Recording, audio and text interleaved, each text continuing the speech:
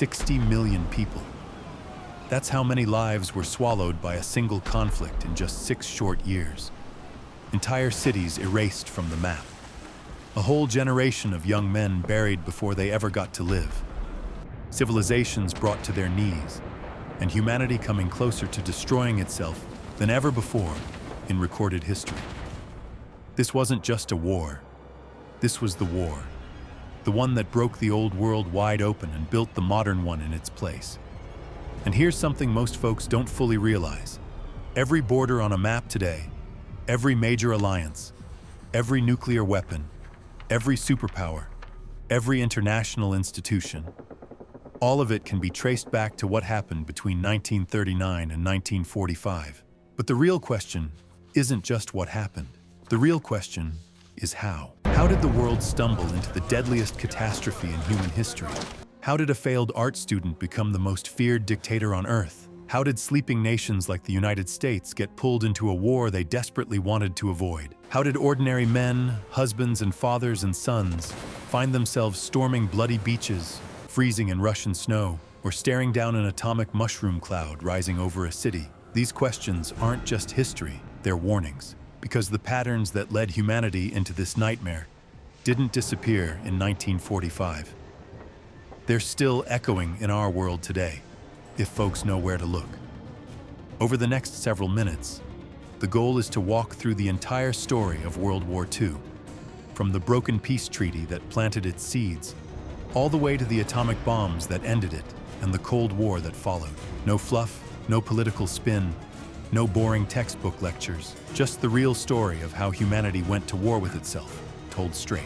By the end, the listener will understand not just what happened, but why it still matters today. So get comfortable, settle in, and prepare to see the most important conflict of the 20th century in a way that probably hasn't been laid out before. Because to understand the world we live in now, we have to first understand the war that built it. June 1919. The Great War has finally ended, and the leaders of the victorious nations are crammed inside the Palace of Versailles, ready to decide what happens to Germany. The mood in those gilded halls isn't one of relief, it's vengeance. After 4 years of trench warfare and millions of dead, nobody wants forgiveness. They want Germany broken. And here's the cruel irony of it all. The men signing those documents truly believed they were ending war forever. What they were actually doing, without realizing it, was lighting a fuse that would burn for 20 years. The terms hit Germany like a freight train. Article 231, the infamous War Guilt Clause, forced the country to take full responsibility for the entire war. Every death, every burned village, every widow. On top of that came reparations of 132 billion gold marks, a number so staggering that economists at the time called it mathematically impossible to pay. Germany lost 13% of its territory, all of its overseas colonies, and most of its army. Now think about how that lands on a regular German citizen, a baker, a teacher, a factory worker. They didn't start the war, but suddenly they're told they caused it, and they'll be paying for it for the rest of their lives. Then came the economic nightmare, and folks, this part is almost hard to believe. By 1923, German hyperinflation had reached levels that defy common sense. A single US dollar was worth over 4 trillion marks. People wallpapered their homes with cash because it was cheaper than buying actual wallpaper. Kids built block towers out of bundled banknotes. Workers were paid twice a day and would sprint to buy bread before the price doubled by sundown. An entire middle class, doctors, shopkeepers, civil servants, watched their life savings vanish into thin air. That kind of trauma doesn't fade. It carves itself into a generation's bones. And out of all that suffering came a poisonous brew. Wounded pride, empty stomachs, and a desperate need to point a finger at somebody, anybody. Germans weren't born more dangerous than the French or the British. They were exhausted and humiliated, drowning in a crisis nobody seemed willing to throw them a rope for. The moderate political parties had no real answers. So people started turning to the loud voices on the edges. The communists on one side, the nationalists on the other. When a society loses faith in the middle, the extremes don't just grow, they take over. And someone was already paying very close attention to that opportunity. What gets me about all this is how loudly history was warning everyone. The British economist John Maynard Keynes was actually inside those Versailles negotiations, and he stormed out in protest. He wrote a book afterward, The Economic Consequences of the Peace, predicting almost exactly what would happen. He said the treaty would create economic ruin so deep it would produce another war within a generation. He was off by less than a year. The world had a real shot at building something durable in 1919, and instead it chose punishment. That choice planted something dark in the rubble of post-war Germany. All it needed now was the right man to dig it up. And in a smoky Munich beer hall, that man was already practicing his speeches. Before he was the most feared dictator of the 20th century, Adolf Hitler was, quite frankly, a nobody.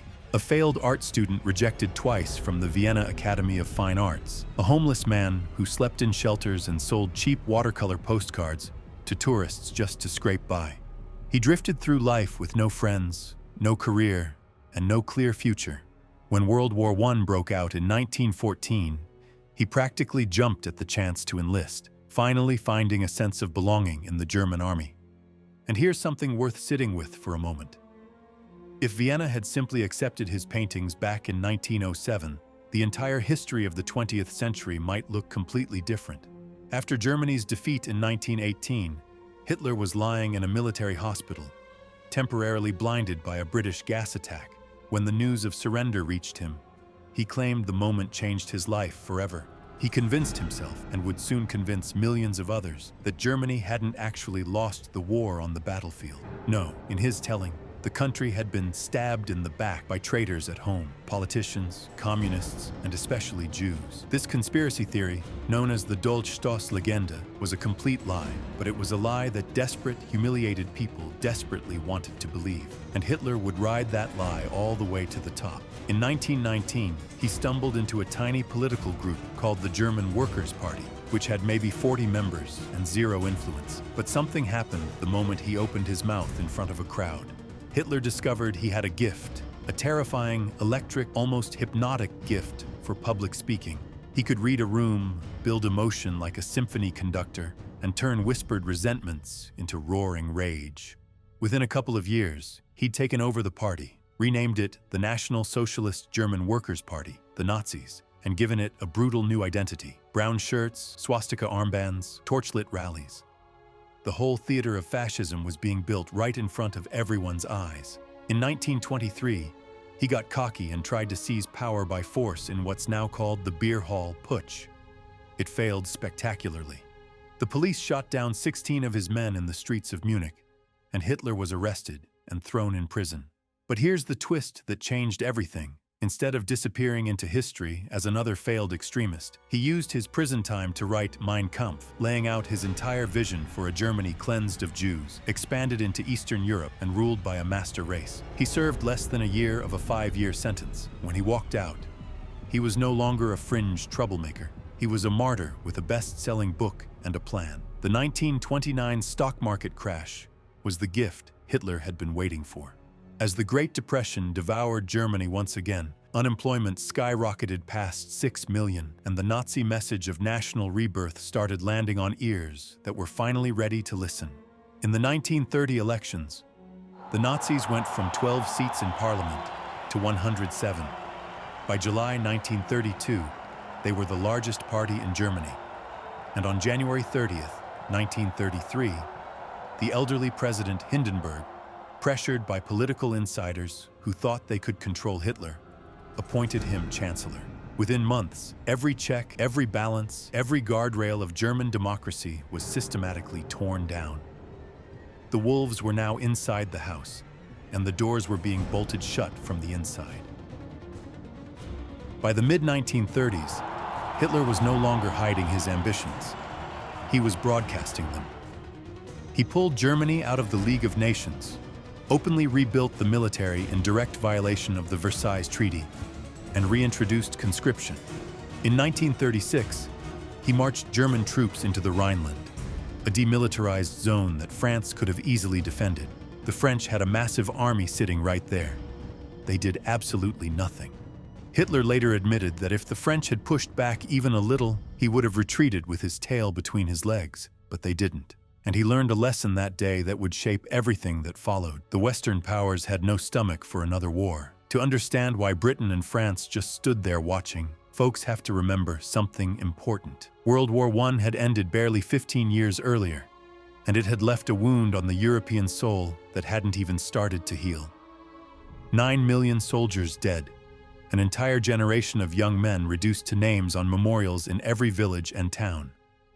Parents had buried their sons, wives had buried their husbands, and nobody, and the author means nobody, wanted to go through that hell again. So when Hitler started flexing his muscles, the prevailing attitude across London and Paris was to give him a little of what he wanted, hoping he'd calm down. The strategy had a name. They called it appeasement.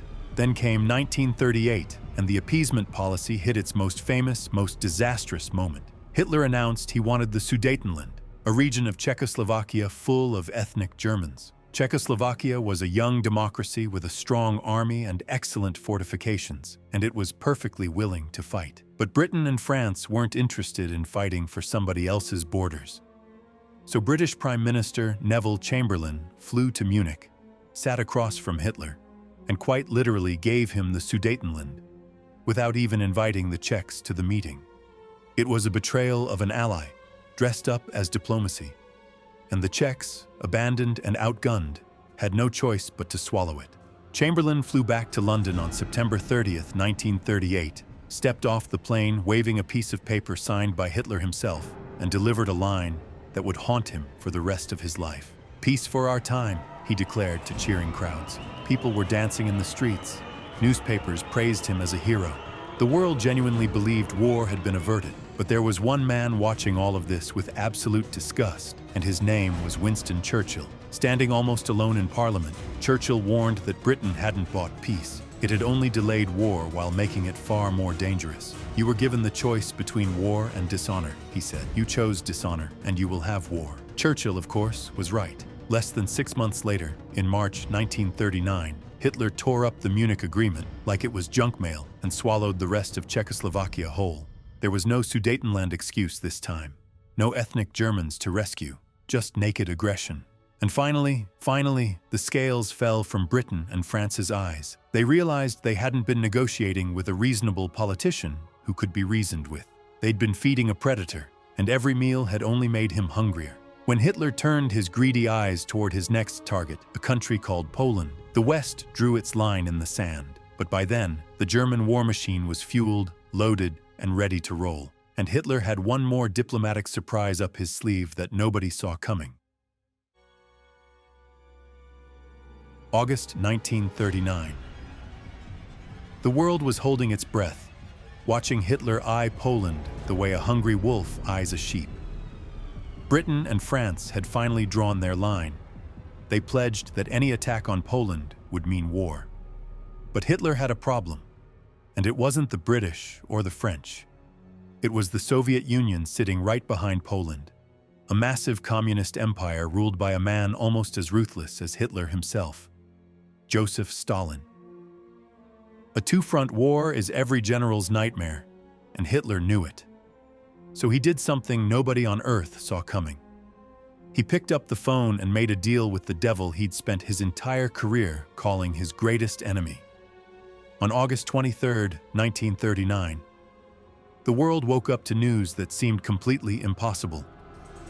Nazi Germany and the Soviet Union had signed a non-aggression pact. The two most ideologically opposed regimes on the planet, fascism and communism, mortal enemies in every speech and pamphlet, had just shaken hands. Newspapers across Europe were stunned. Communist parties around the world were thrown into total chaos overnight. But the public version of the deal was just the surface. Buried inside it was a secret protocol, hidden from everyone, where Hitler and Stalin had quietly carved up Eastern Europe between themselves like two thieves splitting loot. Poland was already dead on paper. It just didn't know it yet. Then came September 1st, 1939, at 4:45 in the morning. The German battleship Schleswig-Holstein opened fire on a Polish military depot near Danzig, and within minutes, 1.5 million German soldiers were pouring across the Polish border.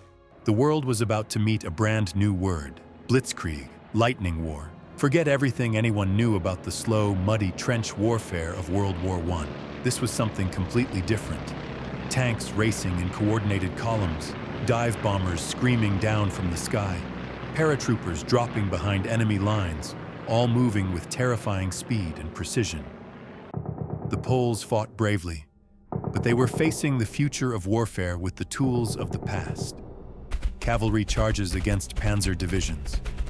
Courage was no match for steel. Britain and France honored their pledge, sort of. On September 3, 1939, both countries declared war on Germany.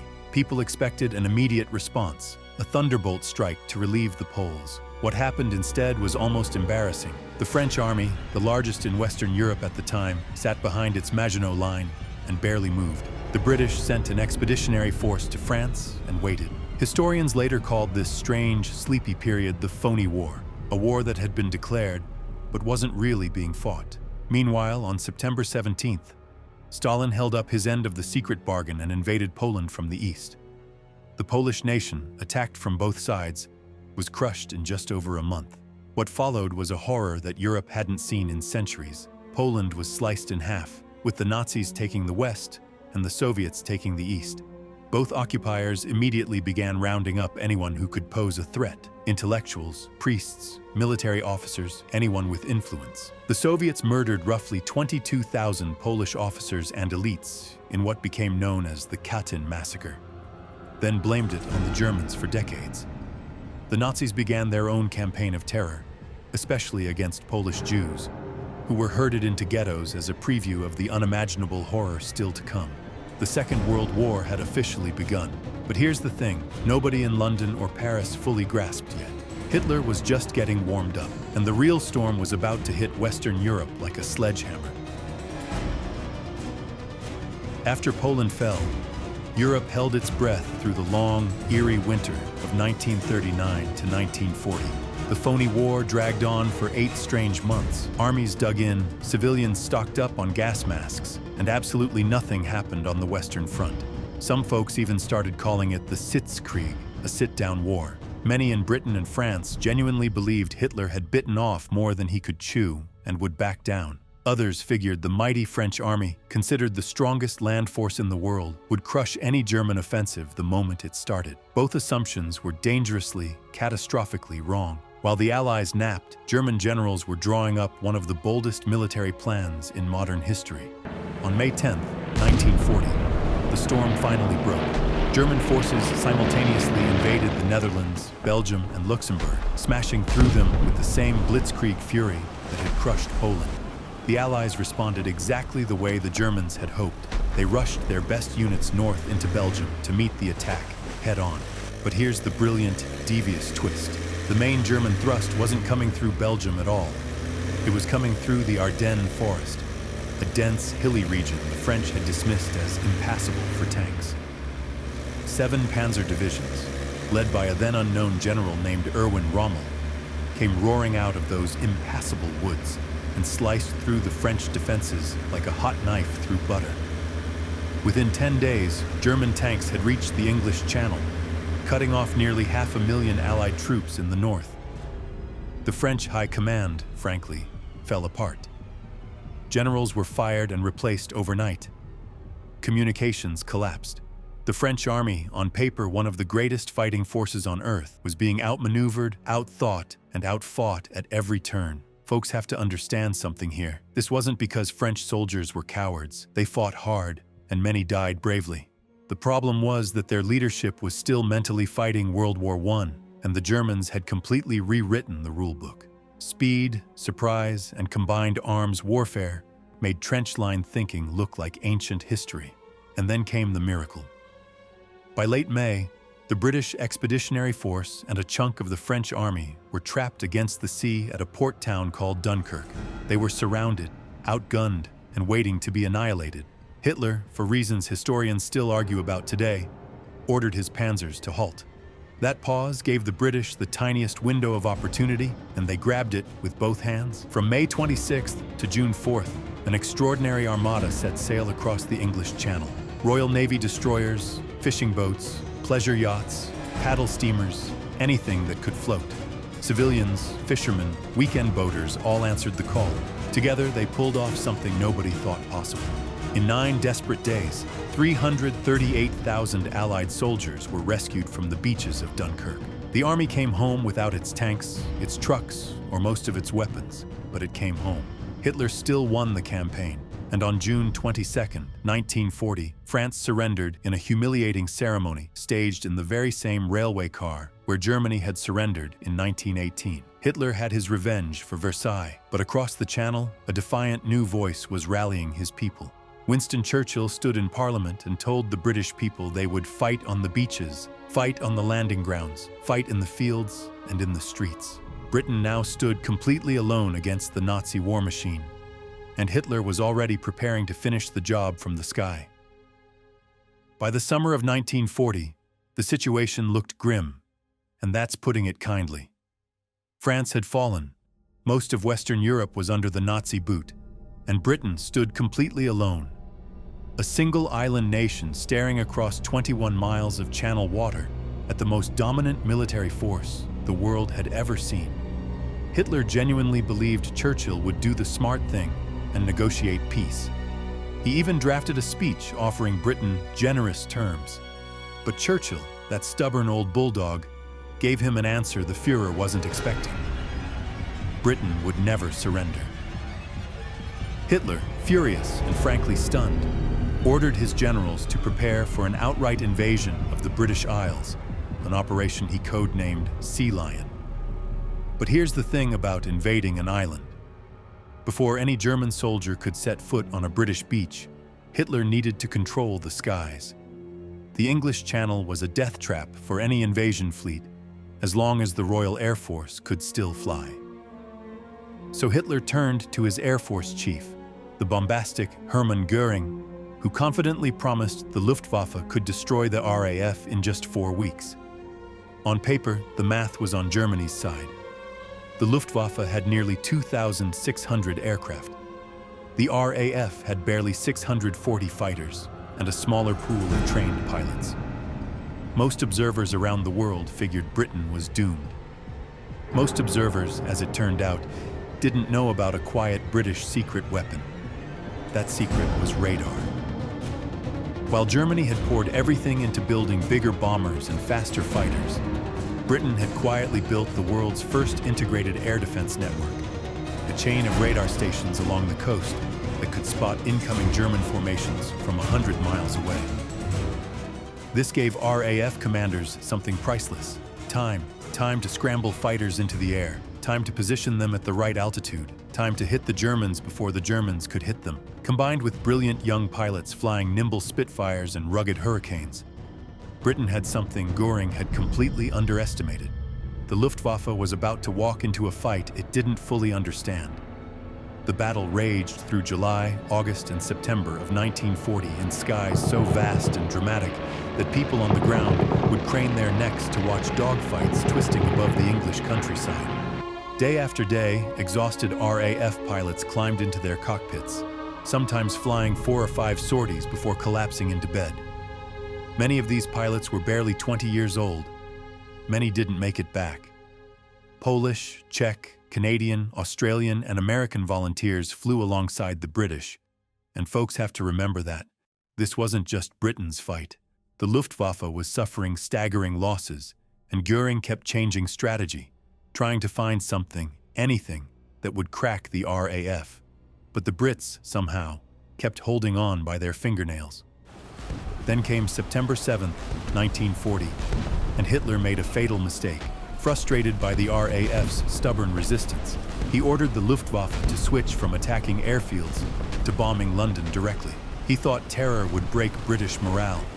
Instead, it gave the RAF the breathing room it desperately needed to repair its bases and rebuild its fighter strength. London burned night after night in what became known as the Blitz. But the British people, instead of breaking, dug in deeper.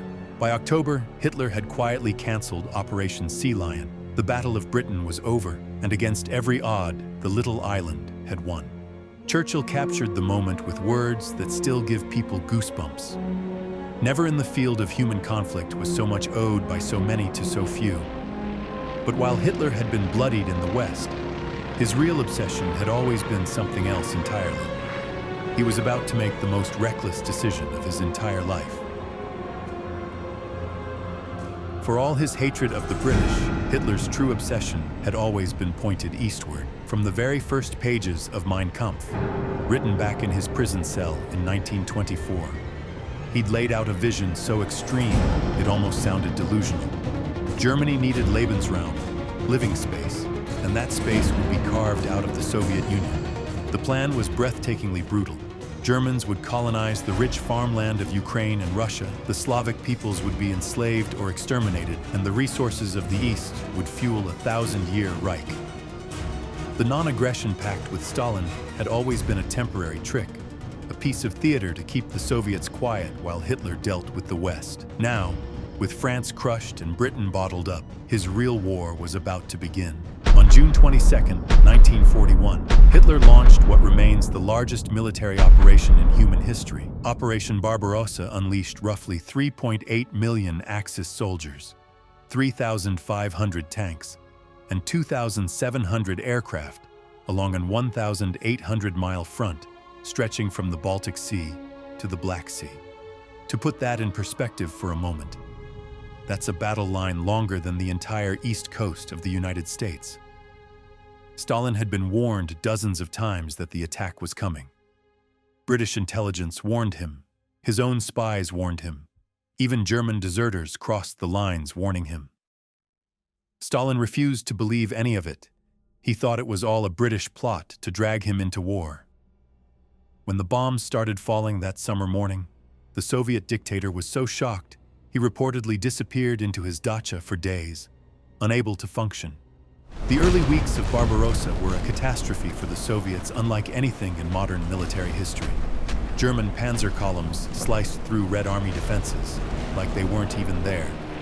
Entire Soviet armies were encircled and destroyed in massive pockets at Minsk, Smolensk, and Kiev. By the end of 1941, the Germans had captured or killed over 3 million Soviet soldiers. 3 million. The numbers are almost too big to wrap one's head around. Hitler was so confident of victory that in October he announced the Soviet Union had been broken and would never rise again. German troops could literally see the spires of Moscow through their binoculars. Victory seemed inevitable. And then, just like that, two old enemies of every invading army showed up to fight on Stalin's side: winter and distance. The Russian winter of 1941 to 1942 was one of the coldest of the century, and folks, the Wehrmacht was completely unprepared for it. Hitler had been so certain of a quick victory that German soldiers were sent into Russia in summer uniforms. Temperatures dropped to 40 below zero. Tank engines froze solid. Rifles wouldn't fire. Soldiers lost fingers, toes, and lives to frostbite by the tens of thousands. Meanwhile, Stalin had pulled off something nobody saw coming. He'd shipped fresh Siberian divisions, hardened veterans accustomed to brutal cold, all the way across the country to defend Moscow. In December 1941, those Siberians counterattacked, and for the first time in the war, the German army was driven back. The myth of Nazi invincibility had just cracked wide open. But the real catastrophe for Hitler was still a year away, and its name was Stalingrad. Determined to capture the city named after his great rival, Hitler poured an entire army, the Sixth Army under General Paulus, into a brutal urban meat grinder along the Volga River. The fighting was unimaginable. Soldiers fought floor by floor, room by room, sometimes hand-to-hand with bayonets and shovels. The Soviets called it the Rattenkrieg, the War of the Rats. By November 1942, the Red Army launched a massive counteroffensive that surrounded the entire German Sixth Army. Hitler refused to let Paulus retreat. By February 1943, when the survivors finally surrendered, over 800,000 Axis soldiers had been killed, wounded, or captured. Stalingrad shattered the German war machine and turned the entire war on its head. But while Hitler was bleeding out in the Russian snow, something else had happened halfway around the world that would change everything. A sleeping giant on the other side of the planet had just been violently woken up. Throughout the late 1930s and into the early 1940s, the United States had stayed firmly on the sidelines, and most Americans wanted to keep it that way. The country was still digging itself out of the Great Depression, and memories of the trenches of World War I were still painfully fresh. Polls showed that the vast majority of Americans wanted absolutely nothing to do with another European bloodbath. But while the focus was on Hitler in Europe, a very different storm had been quietly building on the other side of the world. The Empire of Japan, hungry for resources and obsessed with becoming the dominant power in Asia, had been on a brutal expansion spree, invading China, occupying French Indochina, and looking very greedily at the oil-rich territories of Southeast Asia. President Franklin D. Roosevelt, a sharp political operator if there ever was one, knew America couldn't stay neutral forever.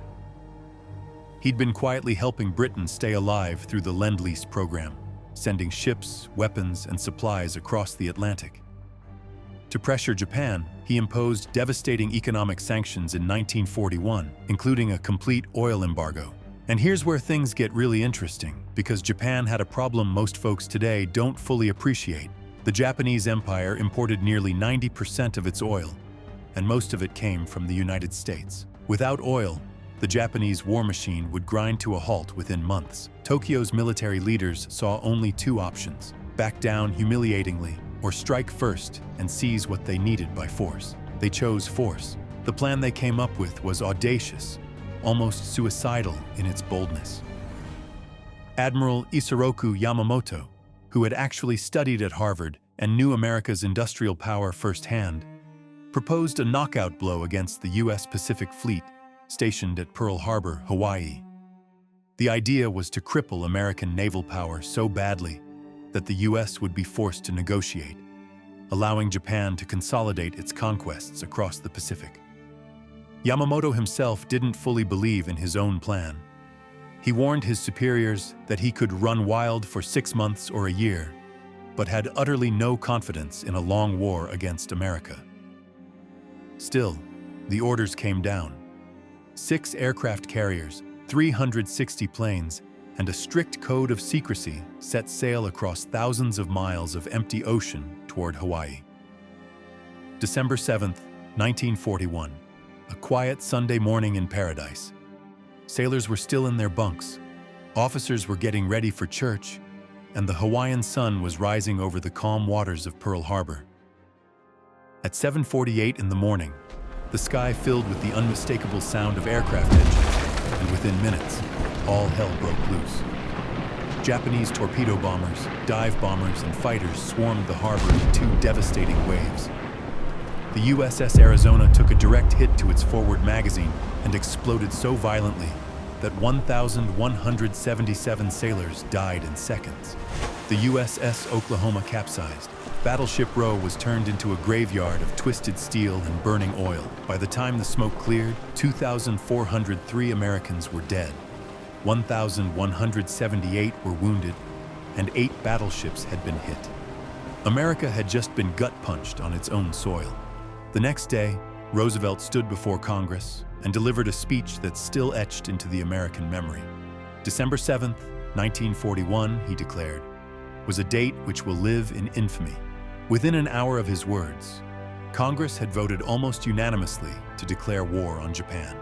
Just 3 days later, in what historians still consider one of the strangest decisions of the entire conflict, Hitler declared war on the United States, a country he didn't have to fight. Some folks believe he wanted to honor his alliance with Japan. Others think he was just feeling invincible after his early victories.